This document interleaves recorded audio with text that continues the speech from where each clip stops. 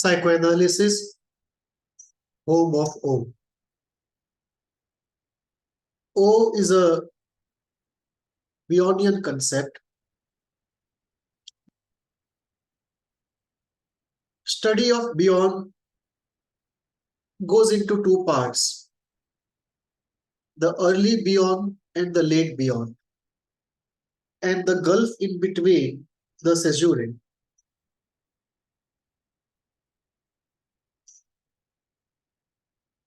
Early Bion worked with Freudian Kleinian framework, primarily Kleinian framework, and developed his own grid, his own concepts of attack on linking, his own concepts of containing, his own concepts of K minus K, L minus L.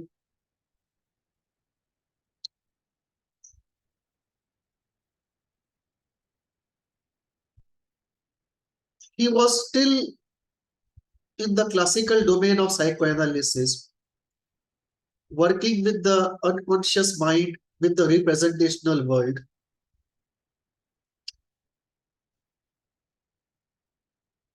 And at some point he realized that lasting healing, a fundamental transformation,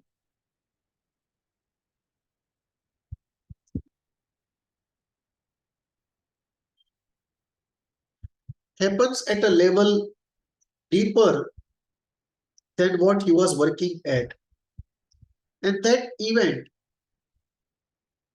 of lasting transformation, lasting healing, he called the event of O. He felt this event was outside and deeper than the representational world with which he was working in the Freudian Kleinian framework.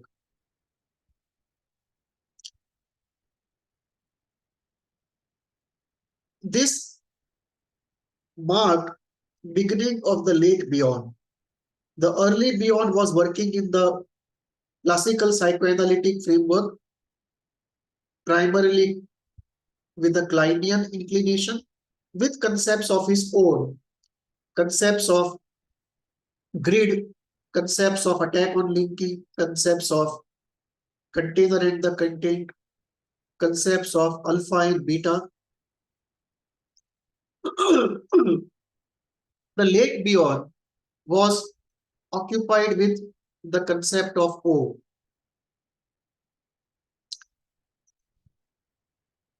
And that is where he became difficult to understand. And to some, he became less of a psychoanalyst and more of a mystic. Whereas for others, he became a deeper psychoanalyst than anyone else before him. O, therefore, is a very important Bionian concept.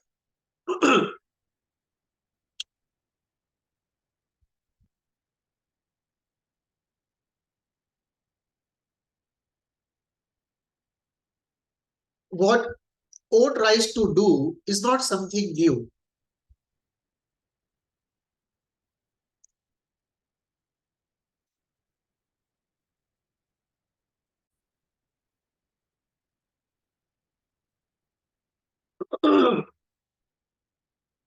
In classical psychoanalysis, as well as in ISTDP,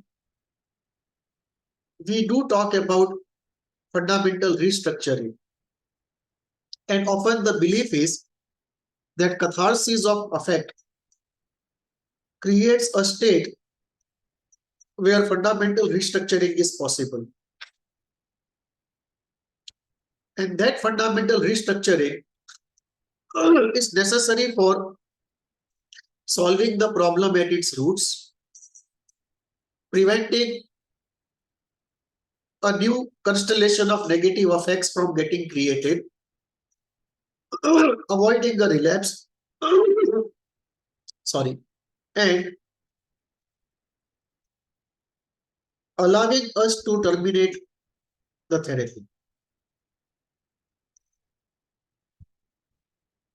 However, the way Beyond approached it was not just in terms of a cognitive restructuring or an affective cathartic release.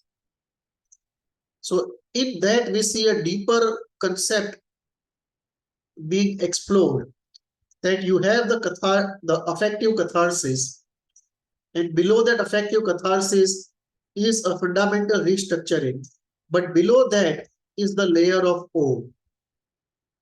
How is it that many times catharsis leads to a restructuring and many times catharsis does not?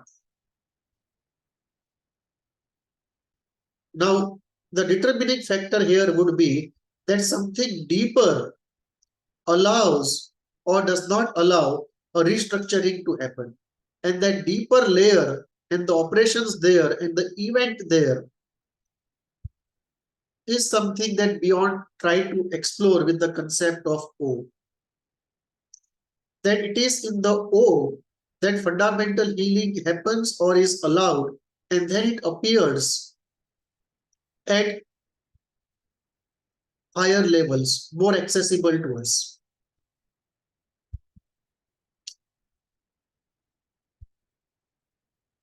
Difficulty, however, was and continues to be, after Freud and Jung, we did not have model of the mind creators in psychoanalysis. Lacan did create one, but except for Freud, Jung, and Lacan, we don't have many model of the mind creators.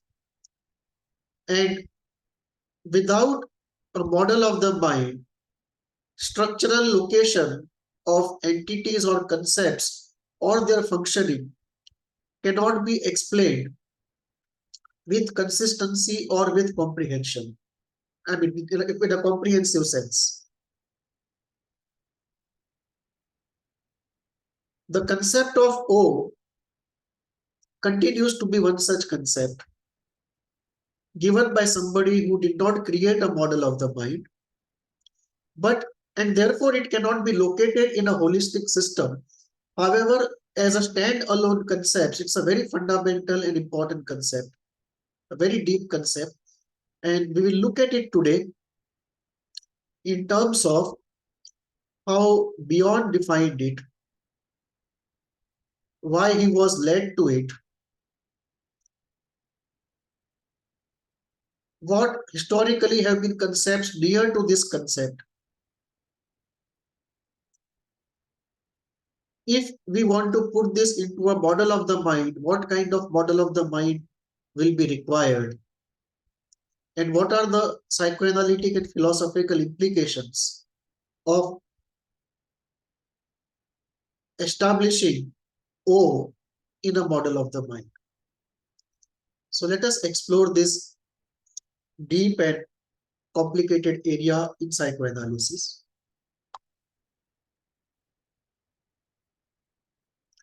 We'll try to understand today where is the home of O. Home of O in a structural sense, home of O in a functional sense. By locating O somewhere in a comprehensive model of the mind.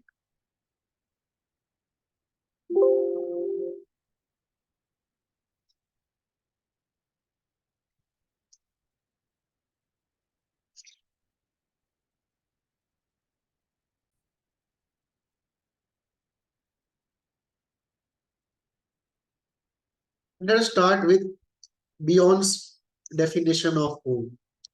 And the evolution, as we said, was evolution of Beyond from early Beyond to late Beyond.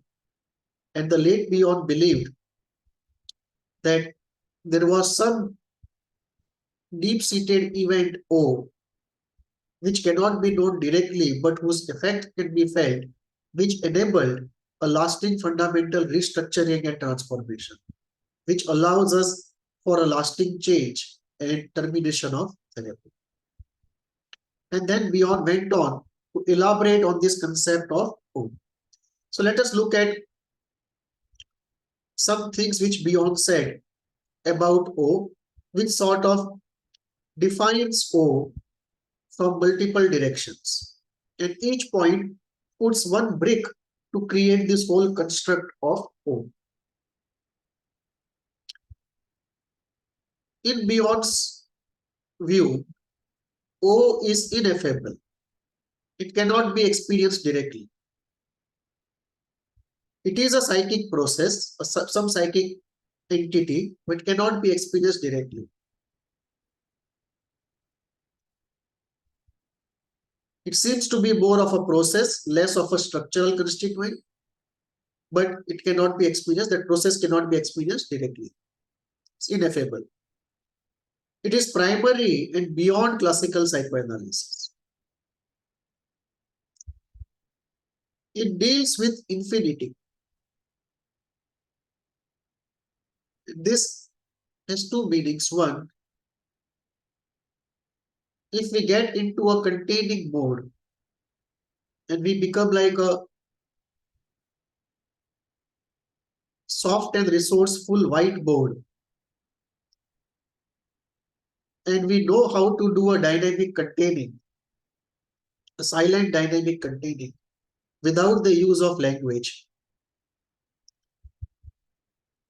we often experience that at points in journey of the psyche, it opens up to infinity. The evaluative function does not operate, but assessment of something opens up infinity.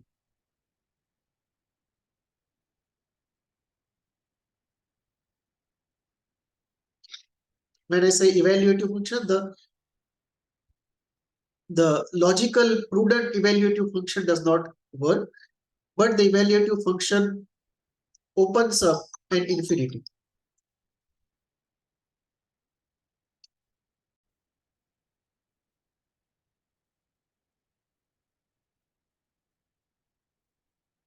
This opening up in awe to infinity is a core elemental process in all types of catastrophic thinking. This awe and terror of the infinity. And on the positive side, the fear of disintegration out of lightness of being, born of the positive infinity. But this infinity is a very critical aspect, somehow linked to O. O is beyond language. O is the essence of the individual. O transforms into K. That is where we come to know O.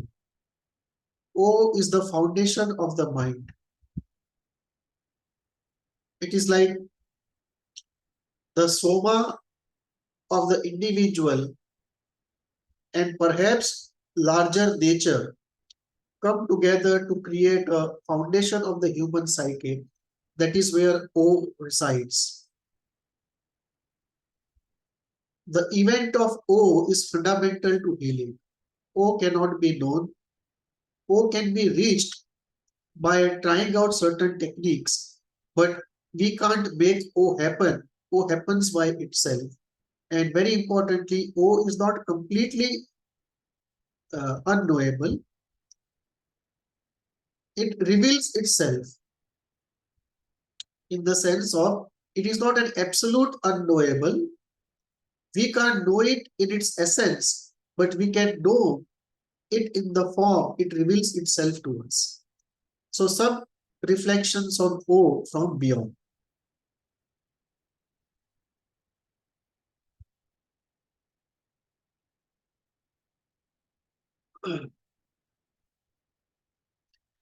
Transformations of O, Beyond talks about it, different types of transformations. Transformation of O into an experience where we feel something, not necessarily in terms of knowledge, but we can feel it, and over a period of time convert it into knowledge. Transformation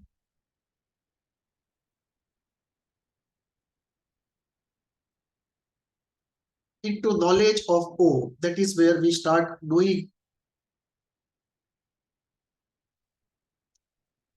and transformation for healing. Transformation is of various types.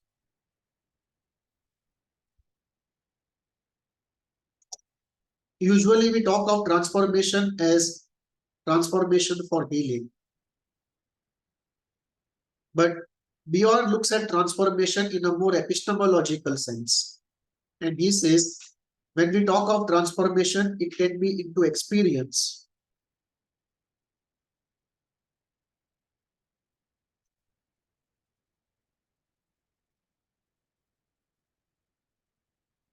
So Bjorn talks about various types of transformations.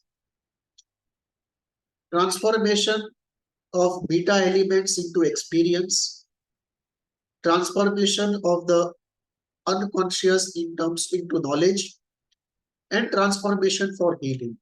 And when he talks of transformations of O, he is referring to transformations of healing.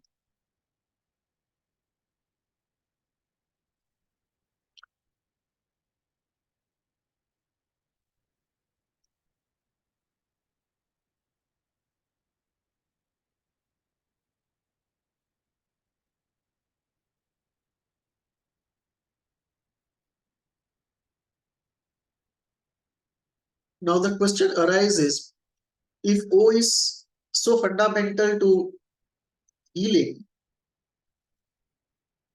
what would be the technique to facilitate O? And this is not a new question. If you look at psychotherapy on a broader canvas,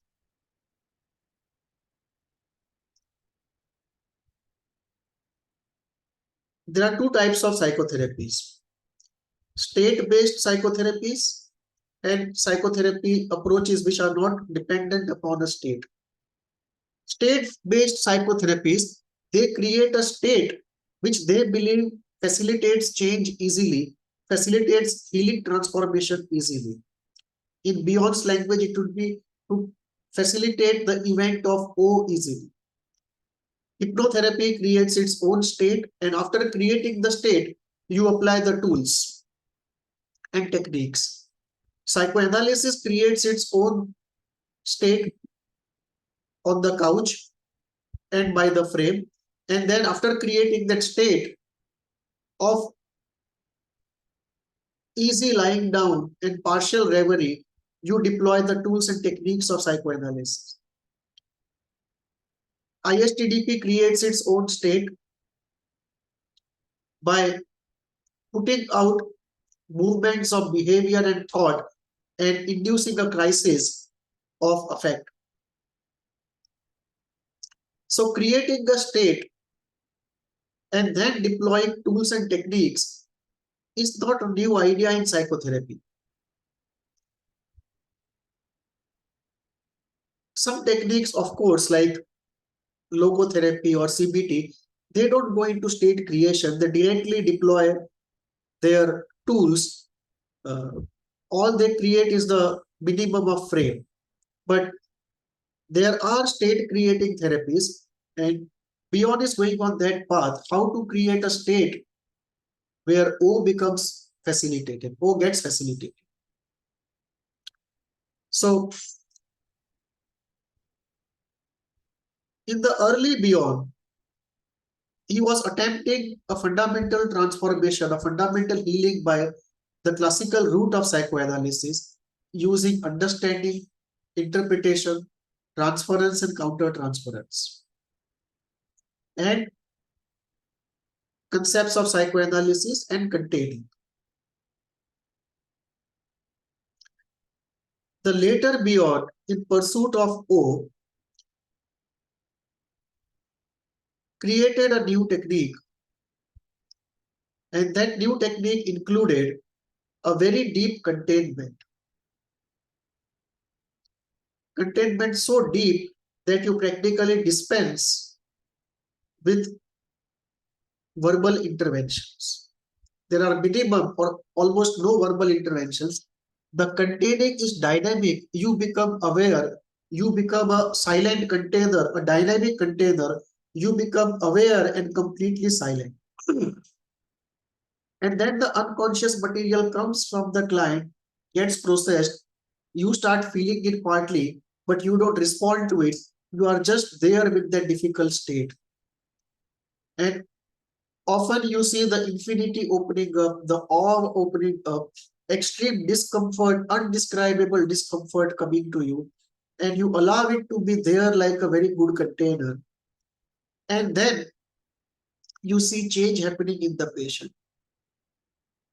In terms of free association, you just don't do superficial free association, which normally we do in psychoanalysis, but you allow it to go so deeper so that it moves from ordinary free association to a deeper free association, to a psychotic free association, to a completely disjointed free association. And in that kind of very deep free association, if you are able to contain it and positively give it back in a silent way, of at times using a few words, who gets facilitated. The third technique is to look at the source of conjunctions, the source of patterns, the source of stable patterns. And that leads to the zone of O. And the most important part is silence. It's a very deep containing silence, observation, openness to learn in the moment. And that silence, if it is successful, can lead us to the zone of O.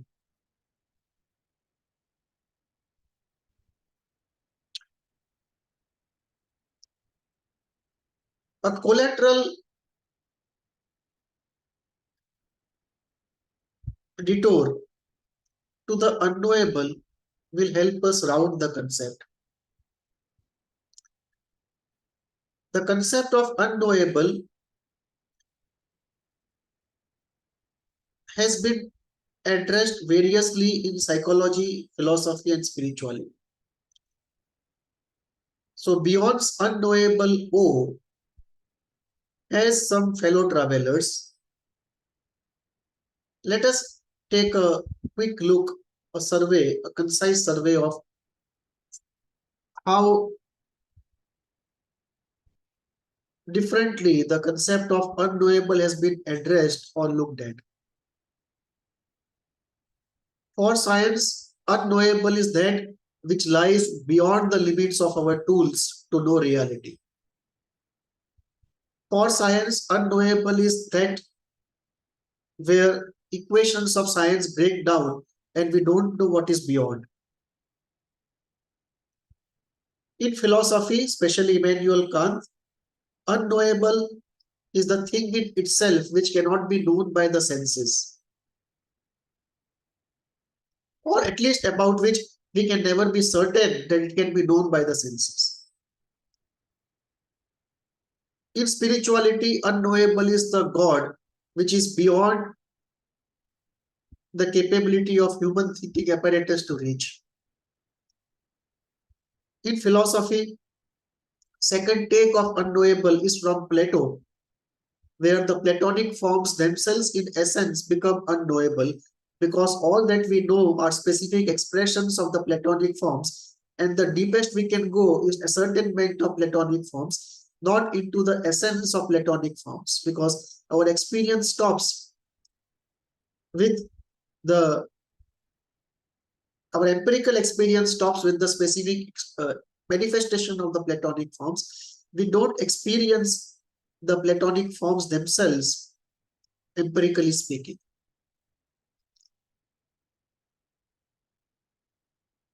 In existentialism, the unknowable becomes the existence itself, pure existence. because what we know is existence of something, with something maybe ourselves, but we don't know or we cannot experience existence pure into itself. For Jung, the unknowable was the self, the center of the Jung's model of the mind, but it's a structural component. In Kohut, the unknowable is again the self, but for Kohut, the word self means something very different than you. It's not a structural component for Kohut, it's a functional component which comes about, gets constructed in the course of experience. It's not inborn like Jung's self. And Jung's self is the coordinator of the program of life. Kohut's self is very important to the program of life, but not the coordinator. In Hindu spirituality, unknowable is that which is beyond the functioning of the mind, which cannot be known but experienced in the state of enlightenment.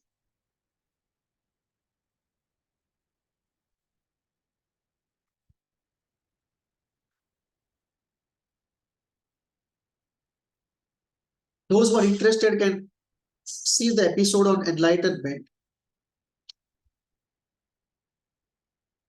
Enlightenment is not one state, but different states, different supernormal states are put together under this category of enlightenment. And in that category, there are many states. The state of uh, being one with existence, the state of nirvana, the state of kaivalya, these states are the states of getting lost into the inertia, the state of uh,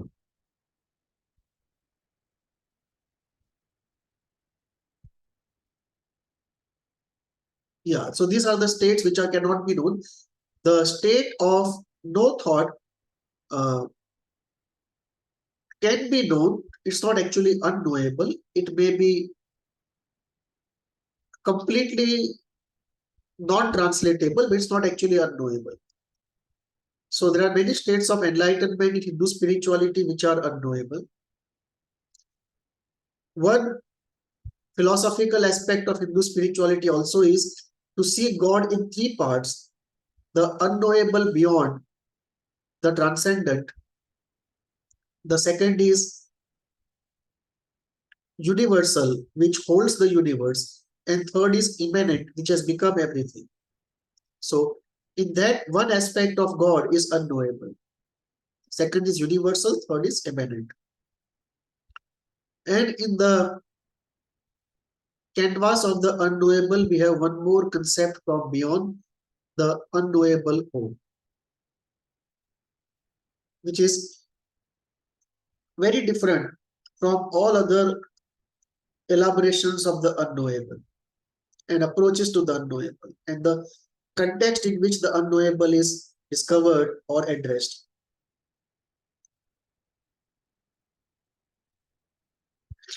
Beyond O is not an absolutely unknowable like thing in itself.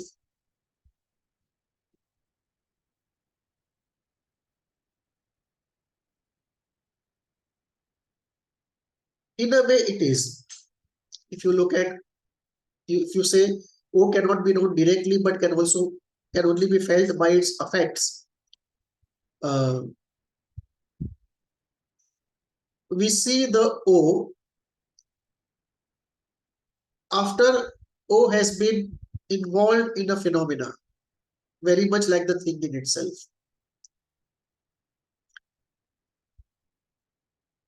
But in another way, O is not exactly the thing in itself, because thing in itself is like an absolute limit. Whereas in O, there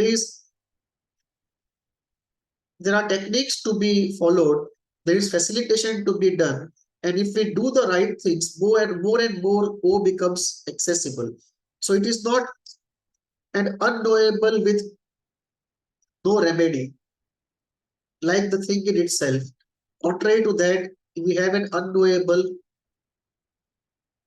that is reasonable to the right reason, or should we say that is open to the right openness.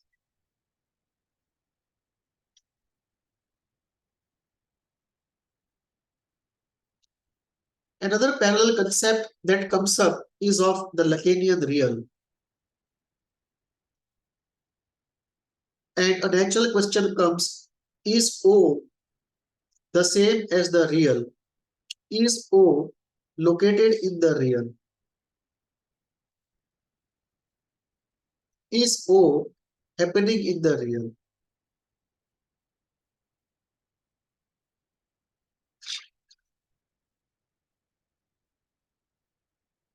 And the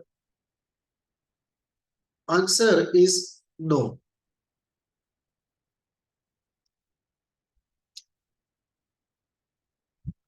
Healing happens in cognitive path also. It is not that nobody ever got healed by cognitive therapy, which means thought also can, in certain cases, lead to O. Healing has also happened by affect catharsis in ISTDP, in emotion-centered therapy, in psychoanalysis. That does not, so it means that affect catharsis can also at times create O or lead to O or facilitate O. And Beyond's own approach also has facilitated O. So there are multiple approaches to facilitation of O. It's not that it has to happen only in the real, it may very well happen in the symbolic. It may very well happen in the imaginary. It may also happen in the real. So O is polygamous. It can be found in the real, in the symbolic, in the uh, imaginary, if we go by results of different approaches of different types of psychotherapy. Because if O is perpetual permanent healing, then that can happen through a variety of approaches. So even if O is not located in those zones, O does happen wherever it is located through different approaches. That's the minimum we can see. And the more adventurous way would be to say that there are centers of O in all the zones, and through any center you can approach the real O deep within. Or in some cases, the center themselves can create a permanent healing.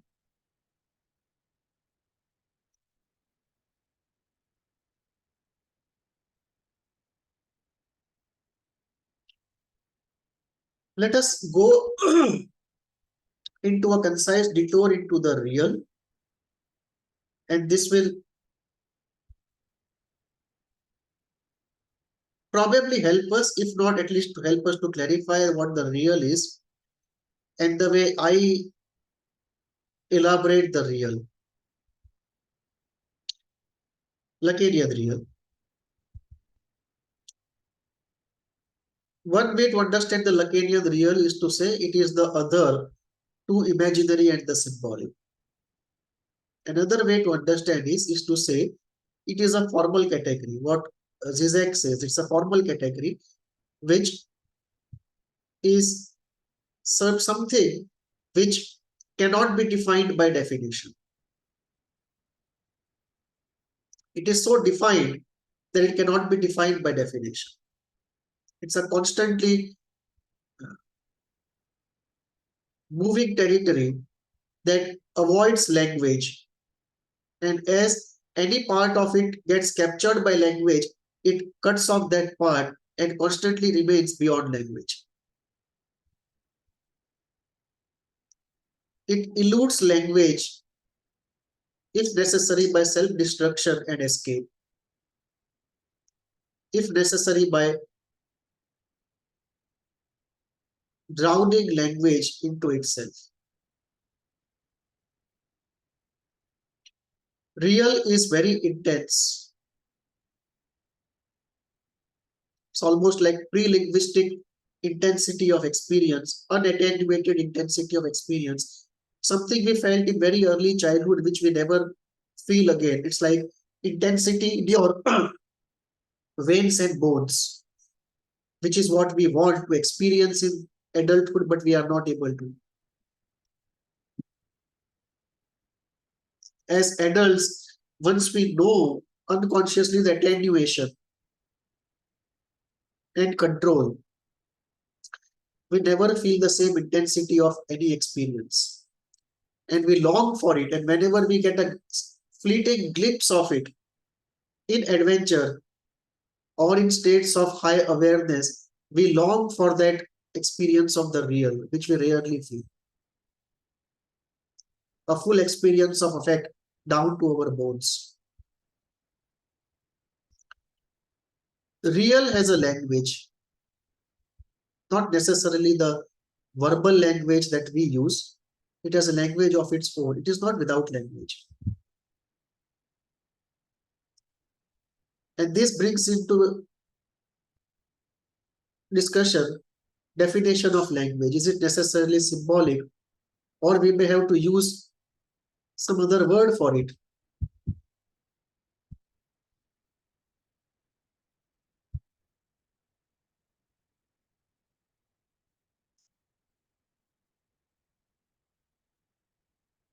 But real has its own language.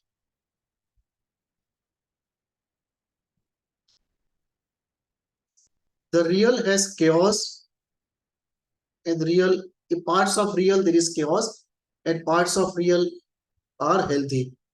Parts of real are psychotic.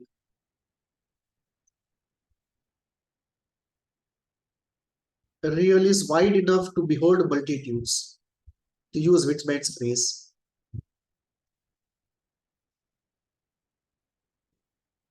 In real, there is a psychotic experience, there is also a healthy experience. There can also be spiritual experiences. Elementals, which make up the psyche, especially I'm referring to my own model of the mind heat, they are a priori to the real. And essence also is a priori to the real. Essence comes out of the journey of the self and the karma, and both of them are a priori to the real.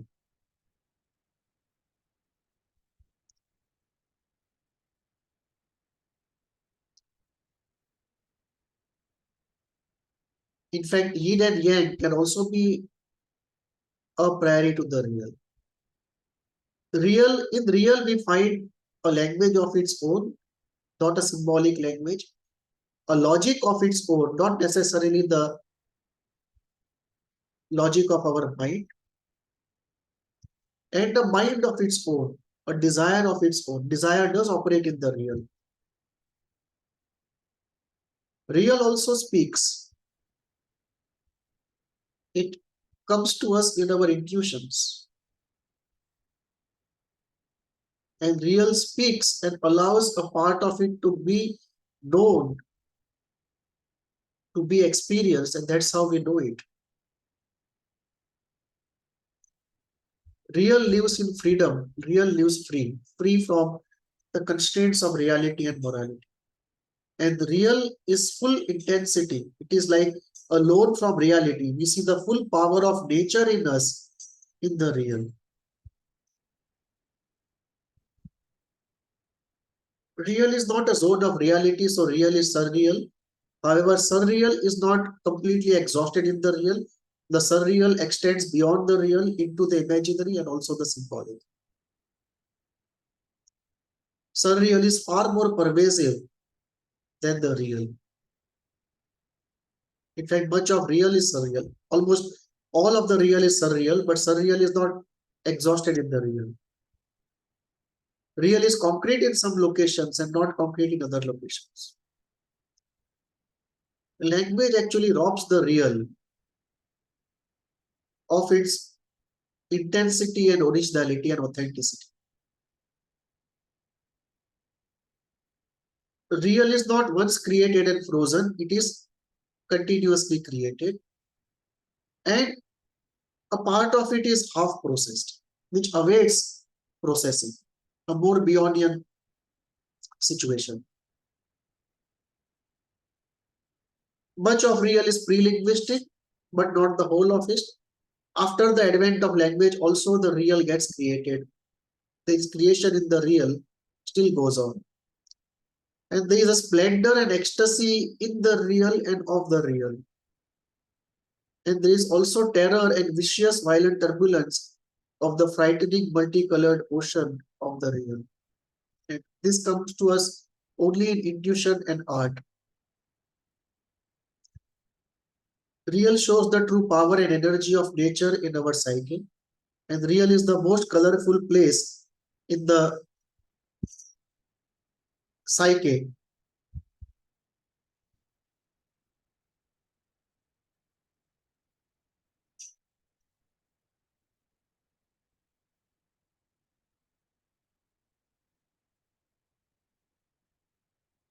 Real is a reality, but real is not the reality.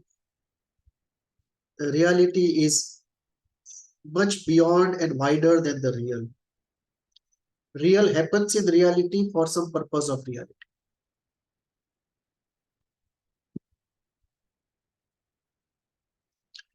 One more small detour and we come back to O. We see three robbers, the phenomena of three robbers in the context that we are talking about. The robbers of intensity, the robbers of meaning, and the robbers of sanity. These are untiring robbers in the unconscious. And this is what Bjorn got tired of trying to address by his classical approach. And then he found it could be, these robbers could be quenched only with O. There are three other robbers on the positive side, which are rooted in our culture and our historical movement and the historical era we live in. And they are the robbers of rootedness, belongingness, and fulfillment. And there we can see the positive O, not only the O that heals a pathology, but an O that leads to spiritual fulfillment and quenches these robbers. So we have these three robbers related to pathology and the three robbers related to existential anguish, existential emptiness. There is a border translation when something from the real moves out. And similarly, we have a language to O. The way O makes itself rendered in K. Similarly, in the context of the real, we have a border translation where something from the real gets translated into something which is imaginary or symbolic. And there is a customs office that determines what from the real will go to the imaginary or symbolic, and in Bayesian context, what will provide, what will be given access to O, what will be allowed to facilitate O, and what will not be allowed. So there is a border translation and a customs office in the context of the real, and something analogous when we talk of access to the O.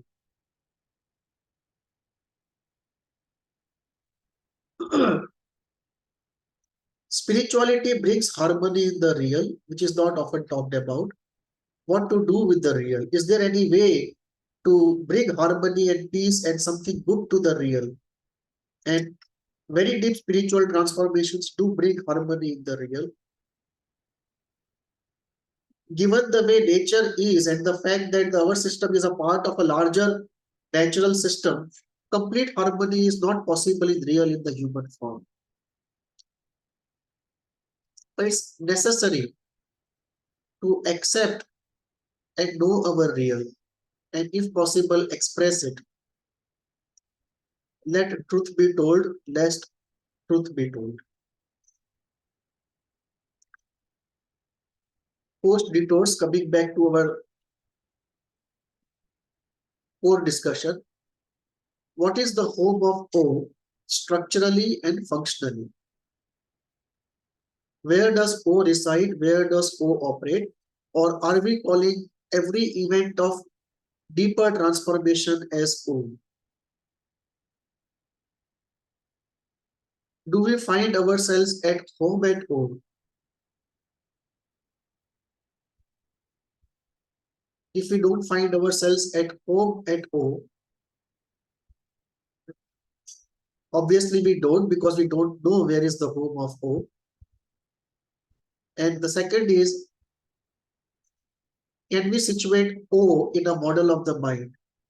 If not structurally, at least functionally. So the mom and O, model of the mind and O.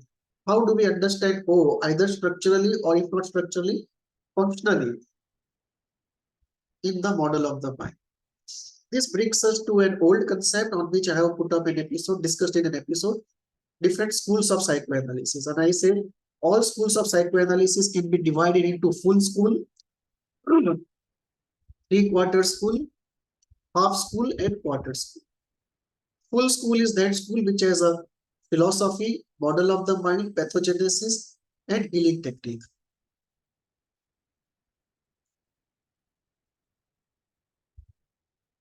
Most schools don't have a philosophy, so we have only three-quarter schools, half schools, and quarter schools.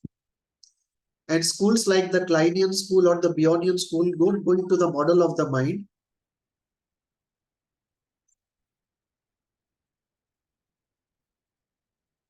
So schools like Kleinian, Bionian, Winnicottian, which don't go into model of the mind, they are half schools.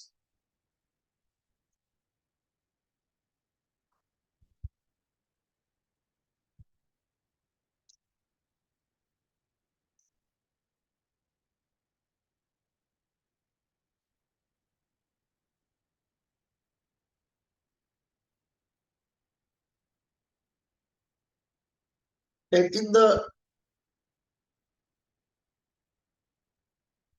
in this context, if we want to find home of O, we will have to create a full school of psychoanalysis and create a model of the mind where that psychoanalytic school will have to include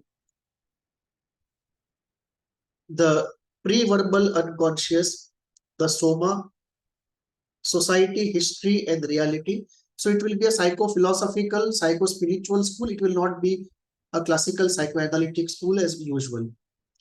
And that psychoanalytic school will also have to involve culture, spirituality, and philosophy. So unless we involve all of this and create a holistic model of the mind, we cannot actually find a home of O unless we create such a model of the mind. And one such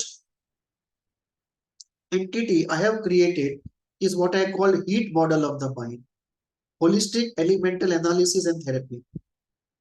That is the heat model of the mind. And in that heat model of the mind, I have tried to combine Freudian, Jungian, Eastern, and some other new concepts which I have created, and created a model of the mind. In that model of the mind, we can find a home for O. We can find the home of O. We can find O in some cases as a structural entity, and in some cases as an operational entity. And we can also go into the manufacturing of O. What is the process that leads to O? And what are the elementals which are involved in that manufacturing process of O?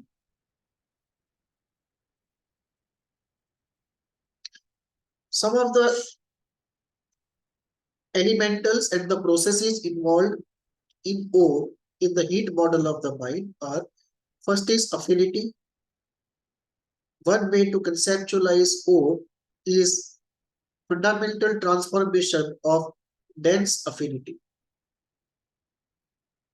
Psychic processing, the way it happens, and the soma processing, transfer from soma to the psyche and psyche to soma.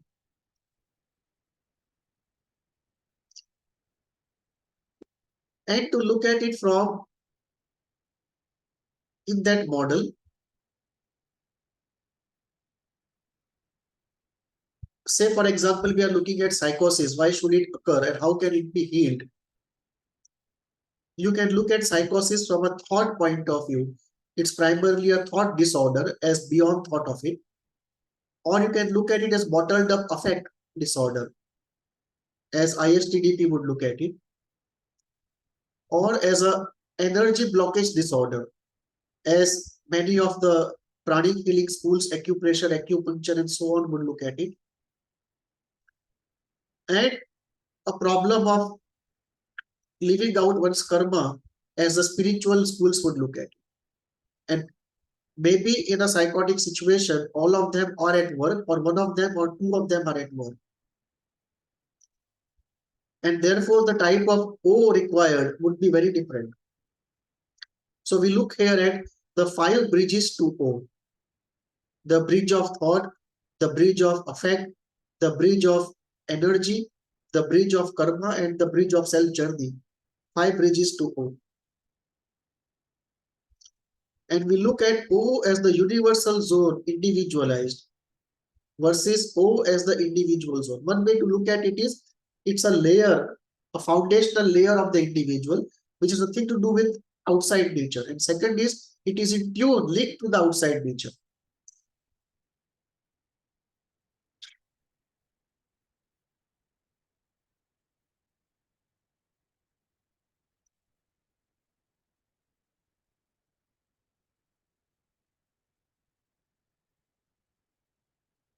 One way to look at non-occurrence of O is to see it as a refusal of a proposal.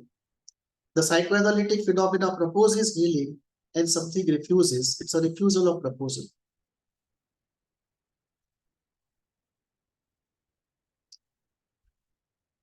In the heat model of the mind, we have the elementals, we have the process like the senses giving input to the chakras. Some are allowed to process, some are not allowed to process, which would form the beta zone. And karma, self-experience, self-journey and experiences will create the collective unconscious and the personal unconscious. So in the sense of heat model of the mind, the beta zone would be located before the collective unconscious and also partly in the personal unconscious.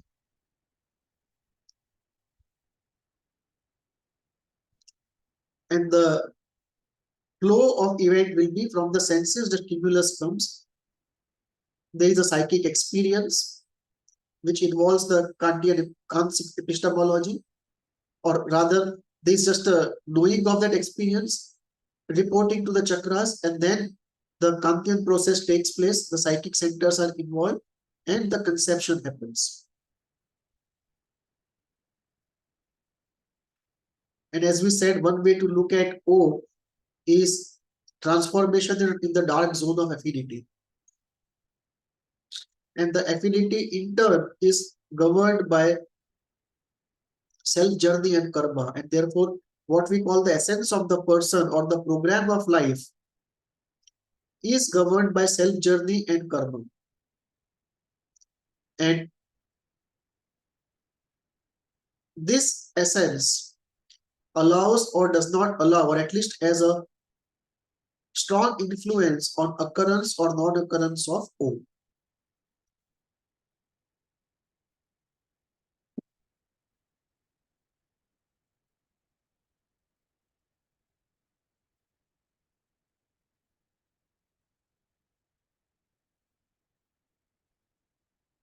One way to look at it in a different, slightly different light is the foundation of psyche will be self and karma, leading to program of life, leading to an archetypal foundation of the unconscious. And from there, in tune with the conscious and authentic self, and then the zone of enlightenment. So these 4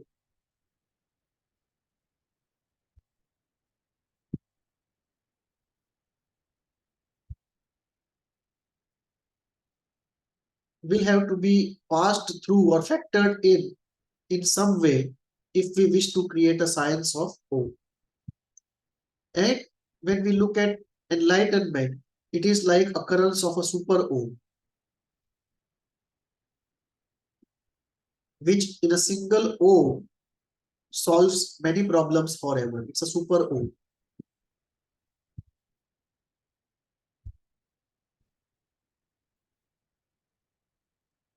If we apply the philosophy of the heat model, then why does any event occur? What is the generic causation of any event?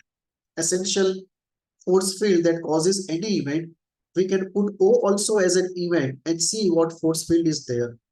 And I have given this in the episode on heat, the philosophy of heat, the causation of any event. It can be applied to O also.